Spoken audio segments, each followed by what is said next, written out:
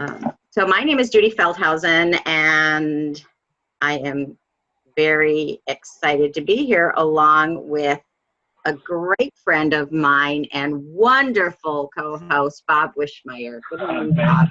Thank you, Judy. Good morning to you as well.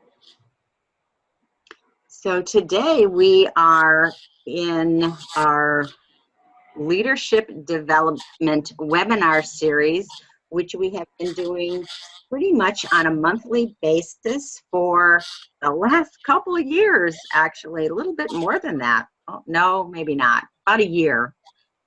And we are so grateful for John Maxwell for writing this book, The 21 Irrefutable Laws of Leadership, and the insight that he brings to what it means to be a leader and how to become a better leader.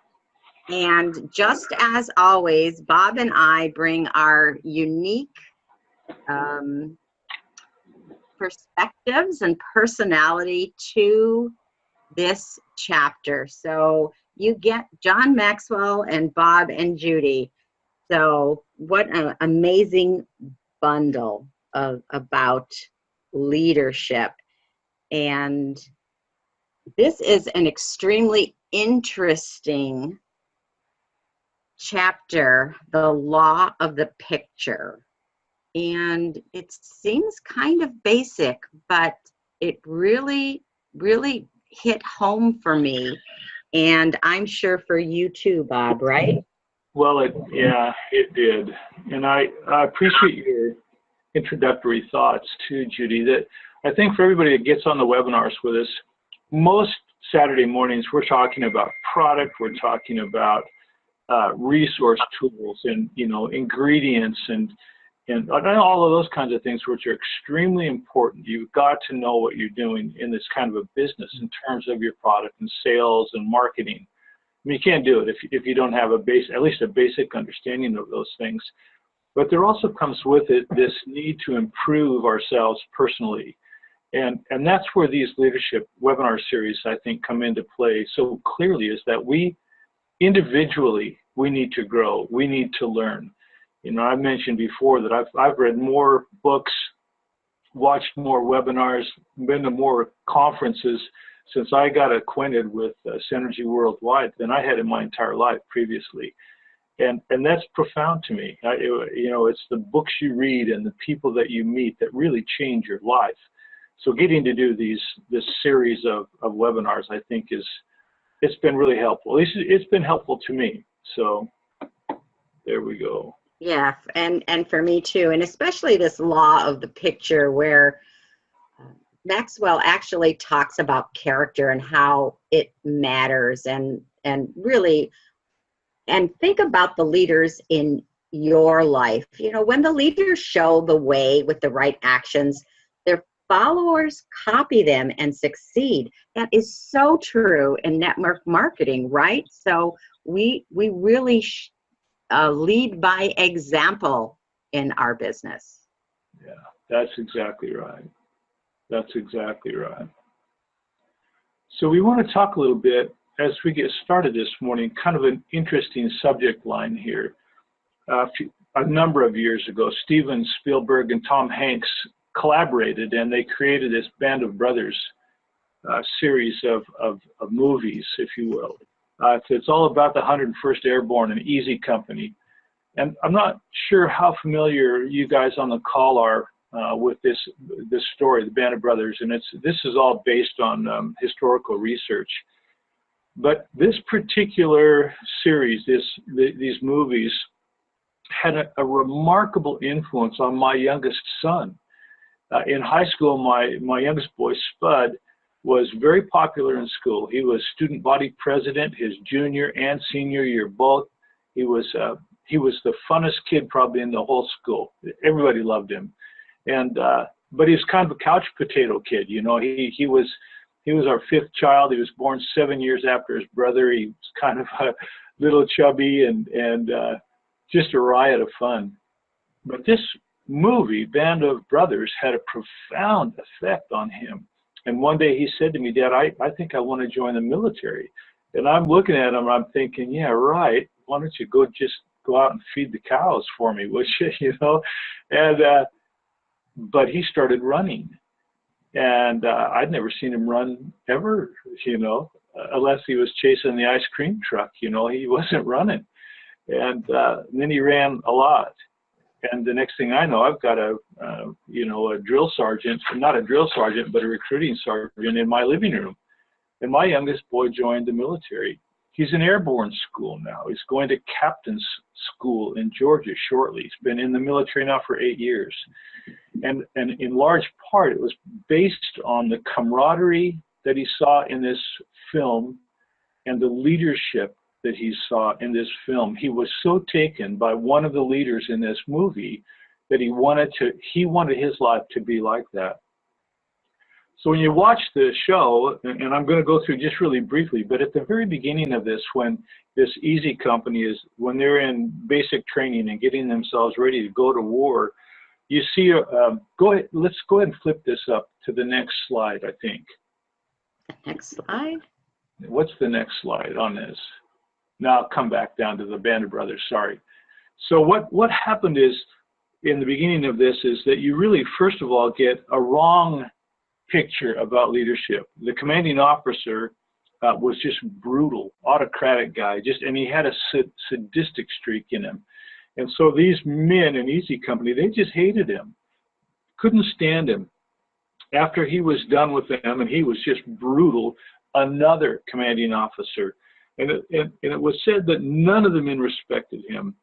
He failed miserably, and finally he was relieved of command. But then a different kind of a picture came into place. A man by the name of Dick Winters, Lieutenant Dick Winters, who received the Distinguished Service Cross and was considered to be the best combat leader in World War II, came into the picture. And Dick Winters led this Easy Company through some unbelievable experiences in Europe. It was horrible, but he led from in front. He always set an example of leading from the front. His motto was, officers go first. When asked what allowed Easy Company to distinguish itself during the war, to rise above its peers, it was said, quote, they weren't all that much better than other paratroopers or the Rangers or the Marines. They were one of many elite units in the war.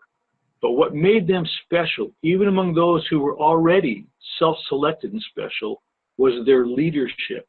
The great COs, platoon leaders, and sergeants. Not all elite units had such luck in their leaders, and that's the difference. So my question as I was reading this was, well, why did that make such a difference? And of course the answer is because people do what people see. This is the law of the picture. When leaders show the way, the right actions, followers copy them and succeed, as Judy was just mentioning. Bonnie and I raised 5 children, and 4 of those 5 were boys. And Bonnie used to say to me, take them, don't send them. And that's a lesson I learned early on as a father. Take my boys, don't send my boys. If there was something that needed to be done, I'd go with them. Even down to the littlest things. One of our boys, James, hated to do the dishes, but because we had a big family, he had to do the dishes once a week. And he would, kick the dirt and moan and groan about it. But you'd see him in the kitchen. He'd get in there, he'd get started, he was all grumpy. But about 30 seconds later, I'd see my Bonnie slip into the kitchen. We had a fun, great big house, a big barn that I'd converted into a home, and I'd see her slip in there. She had her apron on, just a mom, just a great mother. And the next thing, she'd be standing next to James, she'd be drying dishes, and they'd be talking and talking and talking. And every time that happened, it went from sending that boy to go do a job to standing next to him, talking to him. It opened up every kind of door and window you can imagine into that boy's heart. But that was the kind of leadership that my wife showed to our boys, and it was pretty much phenomenal. So Judy, next slide. That's amazing, Bob. And it's so true that people do what people see. So I would like everybody just to take a moment and look at this slide. And if if anyone would like to participate in this part of the webinar, if you'd like to unmute your phones. And I would just like to ask the question, from your perspective, what do you see? That's the first question. So anyone like to answer that? So Judy, I see immediately that either there's a fish that came to the surface or someone threw a rock into the still water. Oh my gosh, Dan, see how observant you are. A lot of people don't even see the ripples. I'm sure it was a large fish. Could have been a big trout, right, Bob? Exactly. It could have been. Anybody else? What does anyone else see? I figure that's out of Bob's back door. Almost in the neighborhood. Almost in the neighborhood. I see a complete mirror image of the scenery. Yes, isn't that the truth? There's a mirror image. What is on the top is on the bottom, except for the ripples. That part might be cut off. I don't see the ripples in the sky. Right, quite true. So if you were in this scene, and I'll talk about the scene in a moment, but if you were in this scene and you would see what you are seeing, tell me, what would you do? Anyone? Fly fish. Was that you, Dan? Yep. Fly fish, yeah. It is a good spot. Well, you can't really fly fish in this spot, but it is a good spot for fishing.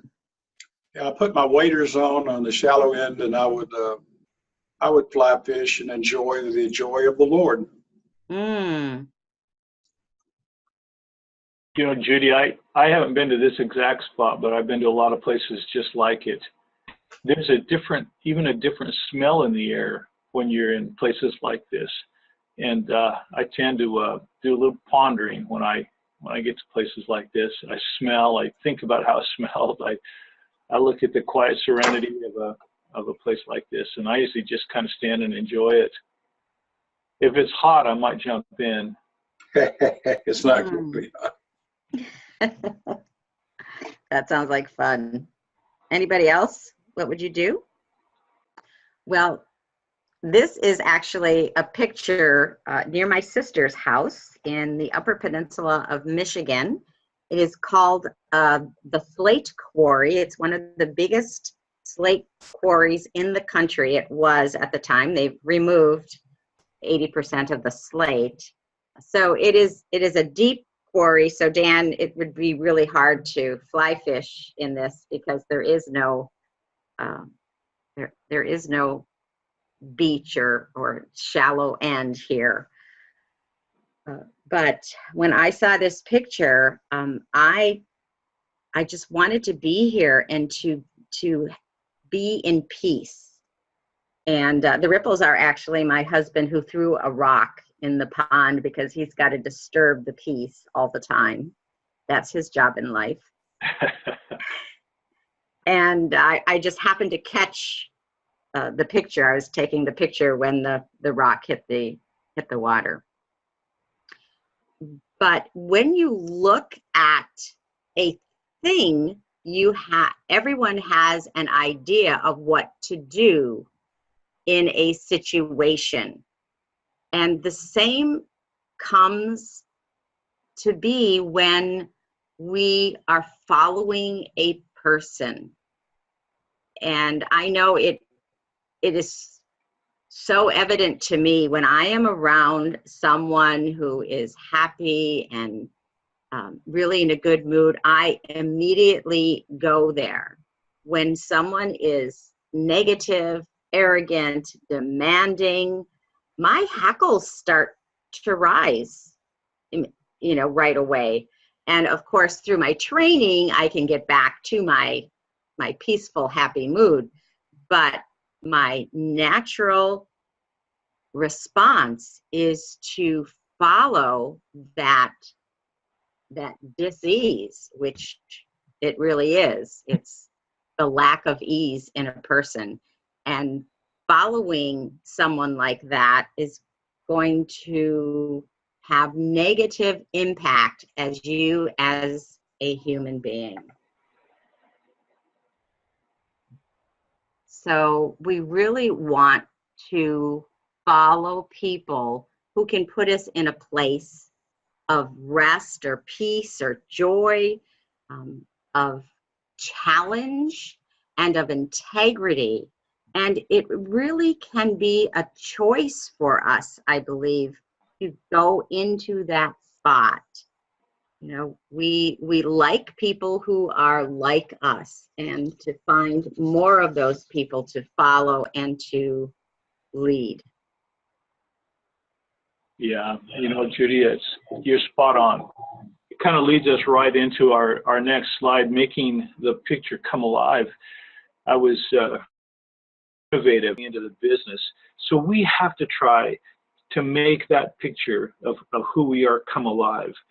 Having a mission provides a purpose. You know, it answers the question, why? You know, we wonder why, what, how, but having a mission provides a purpose. Having vision provides a picture, and it answers the question of, well, what? You know, we have a picture, we have a vision, but strategy provides a plan. And of course, that answers the question, how? But vision without action doesn't achieve a thing. I've often said knowledge without application doesn't do us any good at all. In fact, sometimes I think it sort of condemns us a little bit. But when you effectively model the vision, it makes the picture come alive. And we come right back to Bonnie's statement, don't take them, or take them, don't send them. I love that. And in network marketing, we have leaders available that are highly visionary and highly practical at the same time. And we get to choose how to follow them. And we are also responsible, I believe, in knowing if our leaders are visionary and have a mission and a vision and a strategy to succeed.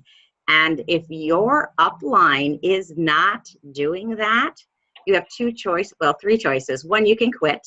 We always have that choice. Second is to create it for ourselves and to, walk on our own line. And the third is just find a leader that you can follow, either in or out of Synergy Worldwide, that has those values that you have to succeed and to make the world a better place. Yeah, that's exactly right.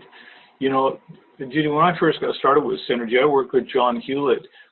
And, you know, John has had his struggles through the years, and we all of us who know him and we're involved with him know that. But what a visionary guy he was. I mean, that guy, he was inspiring to me. You know, he saw a huge picture. He always looked beyond the immediate. And we did some incredible things together. We put together some symposiums in Spokane, Washington, a couple of them that were really quite remarkable, you know, all things considered, at the Davenport Hotel, this gorgeous old hotel. And we had people from all over the world that attended those meetings that we put together.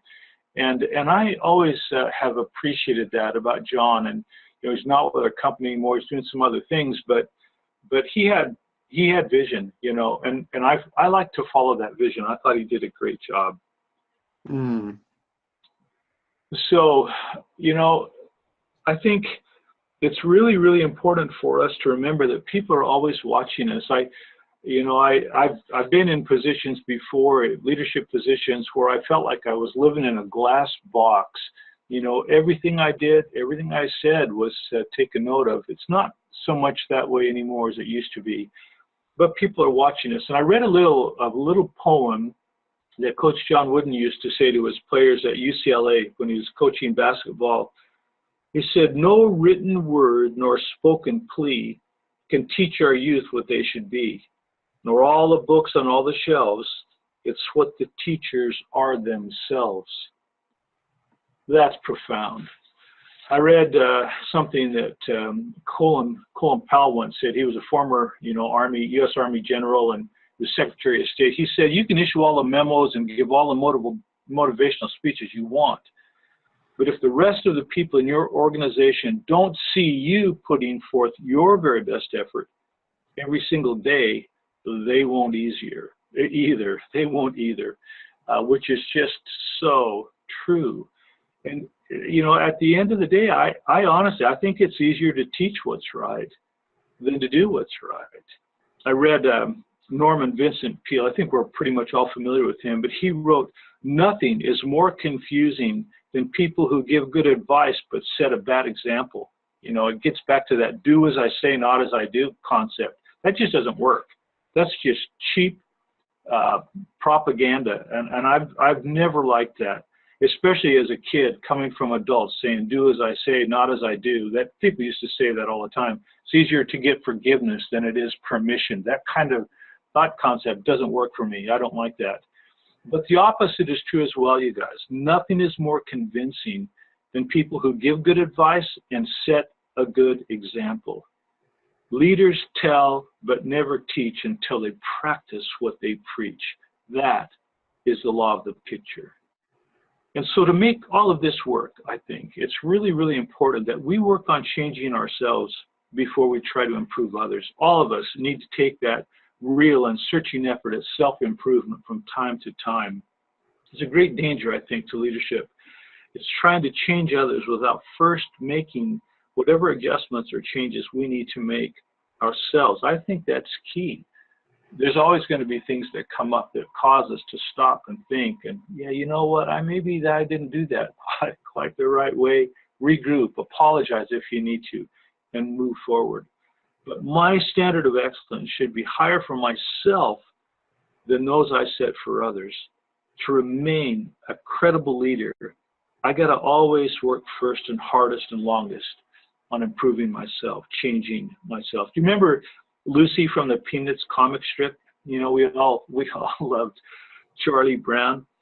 One time she told Charlie Brown that she wanted to, quote, change the world. And this poor little overwhelmed Charlie Brown asks her, where would she start? And the response was, I would start with you, Charlie Brown. I would start with you. I think kind of just the opposite of what we're trying to get to here. I think that go ahead, Judy. Well, and sometimes, thinking about what Lucy said here, it's so easier to see the challenges in others than to see in ourselves. And it's more difficult, maybe not more difficult, but, I know when I started on my adult growth journey that I didn't even know where to start. I had in my head, yes, I want to grow, I want to change, I want to become a better person, but where do I start? And of course, that's a subject for another webinar because it's a huge thing. But starting by looking at your leaders, looking at your examples, and educating yourself by reading books like this particular one on leadership and self-discovery, and even hiring a personal coach or finding a mentor that you can rely on is a great way to change ourselves. Yeah. That, as you said that, I thought about something the Lord said about, the need to, before you try to take the mote out of your brother's eye, you need to take the beam out of your own eye. It's just good counsel. We need to look within first, and it's just so important. The last sentence on this slide is, the most valuable gift a leader can give is being a good example. I wanted to share with you some research I read. It was done by the Opinion Research Group, and they asked American workers and within a couple of different companies to select one trait that was most important for a person to lead them. One trait. This is just asking a bunch of hardworking American men and women. And this is how it came out. Number one, leading by example. 26% of the people said that was the number one trait, lead by example. Next was strong ethics or morals, 19%. Third was knowledge of the business, 17%. Fairness was 14%. Overall intelligence and competence was 13%. Recognition of employees was 10%. More than anything else, people want leaders whose beliefs and actions line up. They want good models who lead from the front. That's just how it is. You know, That is how it is. Yeah, we wanted to be good examples. And, you know, Rudy Giuliani really proved that during 9/11. Yeah. Yeah, let's talk about Rudy Giuliani for just a minute.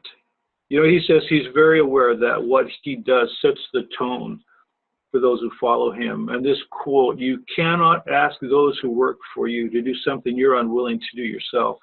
It's up to you to set the standard of behavior."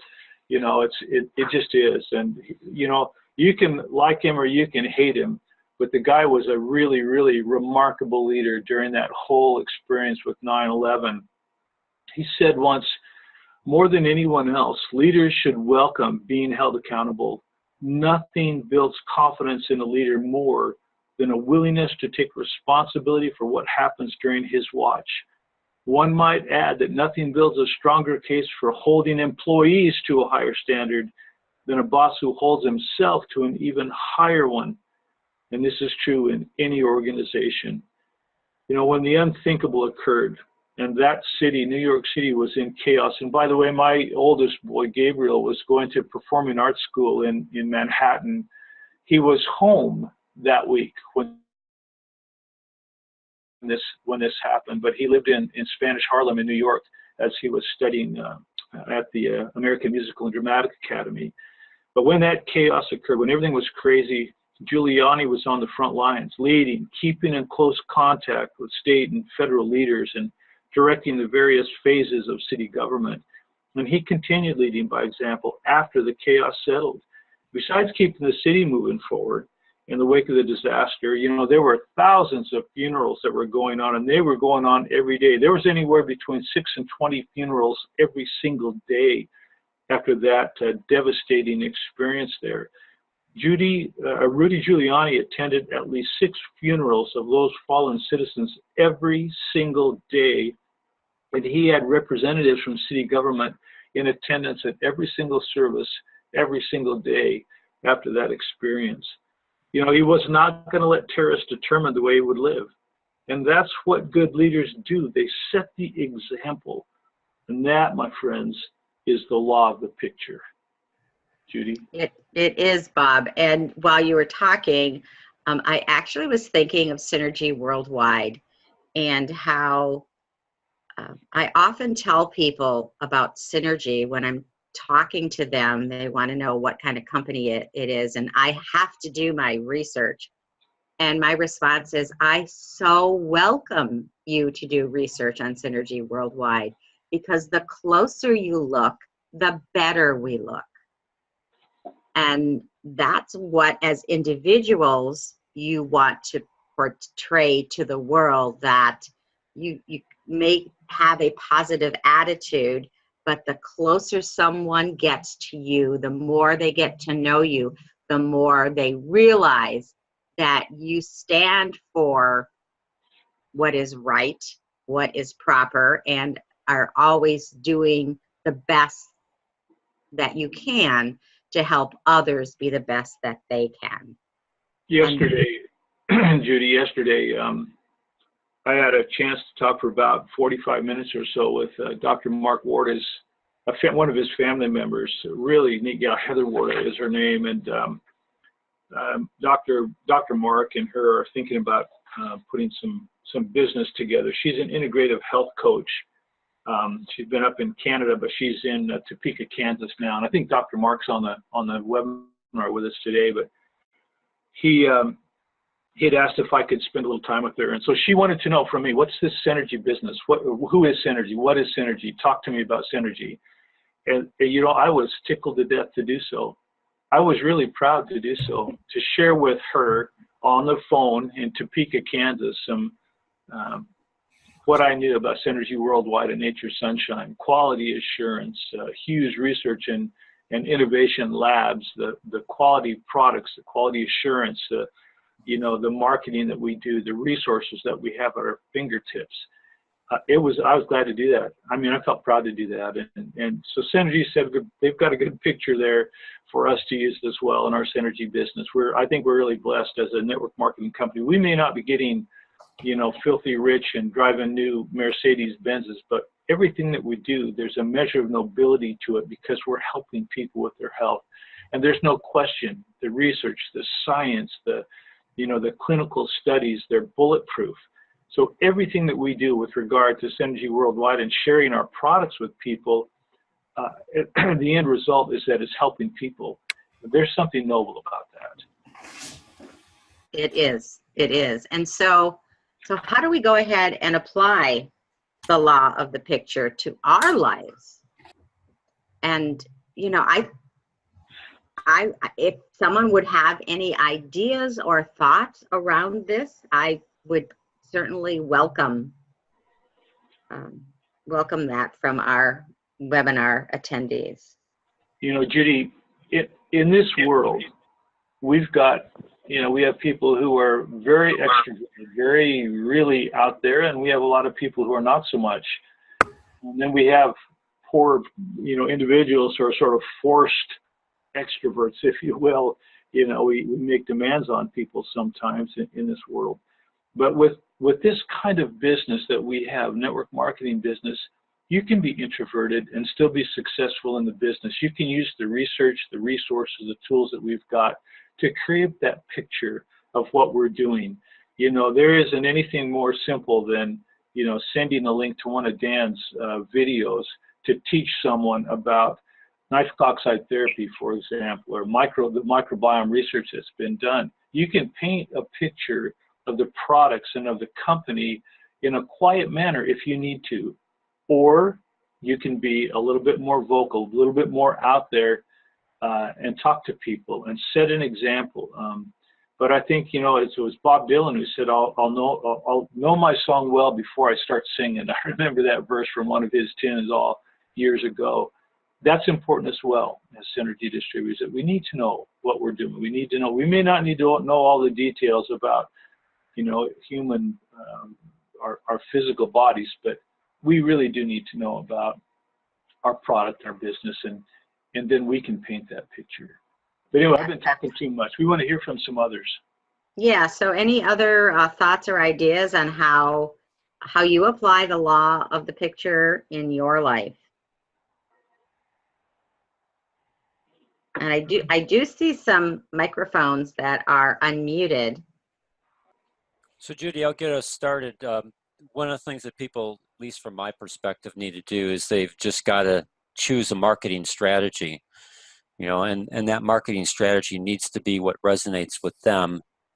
And then all marketing is letting people know what you're doing. So you've got to begin the process of, as Bob talked on one slide, your mission, decide what your marketing strategy is, what the vision for that strategy, and then you've got to implement. And we are so lucky, Dan, that we have that picture already of how to go about using that marketing strategy, and a great team here to support people in however they want to do that with whichever product or niche or method. We can have that picture. We already have that picture and just have to reprint it, so to speak, for the team. Sure, and then you can adapt that strategy to your style. I mean, there's a couple of people on this morning's webinar that have taken that strategy and implemented it into booths at different types of events so that they're in front of people. They've got a very attractive booth with regards to Synergy products and information that they can hand to people to create interest. And then, as David shared last week, as part of the system, there's a follow-up process to it. So you create interest, you get people's names and email addresses and the permission from them to follow up with them on information that you might either give to them or send to them. And then you just have to continue through the process. I've never watched the movie Band of Brothers. I've heard a lot of things about it, but I would imagine, Bob, I've never watched the movies or that whole series, but I would assume that Easy Company, one of the reasons why they were as successful as what they were is because they went through training and repetitively did the things that they needed to do and knew that they needed to do so that when they were in the theater of war, they could be as successful as possible in both keeping themselves alive as well as accomplishing their mission. Yeah, they applied what they learned. They were disciplined, and then they were well led. They had some really great leadership to move them forward once they got into the European campaigns. And that's right. They applied what they had learned. And repetitive is exactly right. And that's what happens when you're in basic training and those kinds of things. It was great leadership and the application of what they had learned that made the difference. That's exactly right. I was looking, I think it was Timothy. Was it Timothy, was it you that had a picture the other day? I don't even remember where I saw it. Yeah, I did in the Tuesday newsletter. Timothy had sent me an image of one of his displays that he uses at his events. And so the previous week I had shown one that Dan Garoy uses, and then I showed Timothy's last week. And yeah, it's a great display. Yeah, a great display, a great picture, if you will, of Synergy Worldwide and the products that we market. I thought it was awesome. You did a great job there. Well, I try, what I do when I do a show is to take pictures of what's up. And that show last week or week before was so good that I shared it with Dan. And then I got new banners made too, new table banners that big print, let people know that we've got all the products. I may not have all the products, but Synergy has all the products. Yeah, you did a great job. Good banners. I was noticing that too. When I looked at the picture, I thought, now where did you get that banner? The one that was the table runner or around the face of the table there. It's great. Really well done. Well, I got it made here by a local graphic artist. And I used to have them just going along the table, but now they used to fall forward. So the banner is very long and it goes over the table. So the weight of the banner does not allow it to slip forward. Oh, yeah. Cool. Yeah, it looks great. That's great. Well, Judy, that's all Bob has for today. And myself as well. Any other questions or comments before we wrap it up today? I've got a comment that I found recently. It's not the example of your power, it's the power of your example. Yeah. That came into my thoughts when Bob mentioned about examples. Yeah. I'm going to write that down. Thank you, Timothy. You're welcome, sir. Anyone else? This is Tracy. You guys are all amazing. And I really appreciate you letting me learn from your group. Well, Tracy, you're part of our family. Right. Thank you.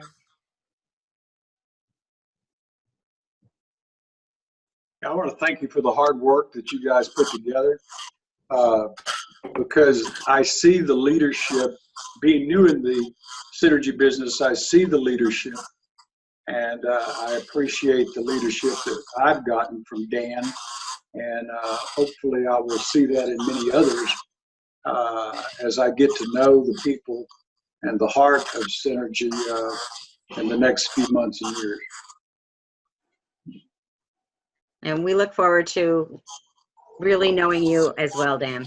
Yeah, for sure, Dan. Thank you very much. We look forward to doing this. You know, we also do, Judy and I and Dane, we have a call every Monday morning that we do, a conference call. It lasts about 30 minutes But every Monday morning, we get on a call and chat with one another for about a half an hour, and try to launch the week together.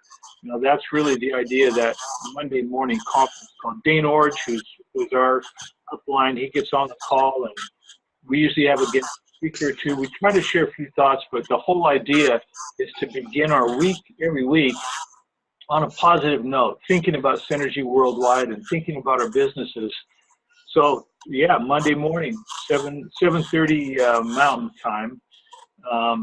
We'll be on the call every week. You're welcome to join us. We'd love to have you. It'd be great. Tracy, you too. Just get on that call with us. If you have a pencil, or I'll give you the number. It's the call-in number is 641-715-3670. It's 641-715-3670. And then the access code is 763-468 pound. 763-468 pound. And that's at 7:30 Mountain Time every Monday morning. We're on every Monday. So we'd love to have more people join us on that call. Dane really enjoys talking to everybody on that call. And sometimes he's sharing baseball experiences from when he was in the majors, and sometimes just talking about family. Yeah, I don't know. I never know really from one week to the next exactly what's going to go on. But it's designed to be a personal conference call, not necessarily a sit down and give you techniques conference call, but personal experiences. And 30 minutes, start your Monday morning off with us, and it's awesome. So please, you're welcome to join us. Judy, that's it for me today. Me too. All right, everybody. Thanks so much. Another good presentation, all. Bob, I particularly like what you said about learning more about Synergy Worldwide, and it's not the car, the pink Cadillac and all that, but it's what Synergy does and we provide. So I kind of got that out of today's webinar as well. Thank you all. Yeah, thank you so much. Okay. Okay, God bless everybody. you all. Thank you so much. See you later. Bye-bye. Bye-bye.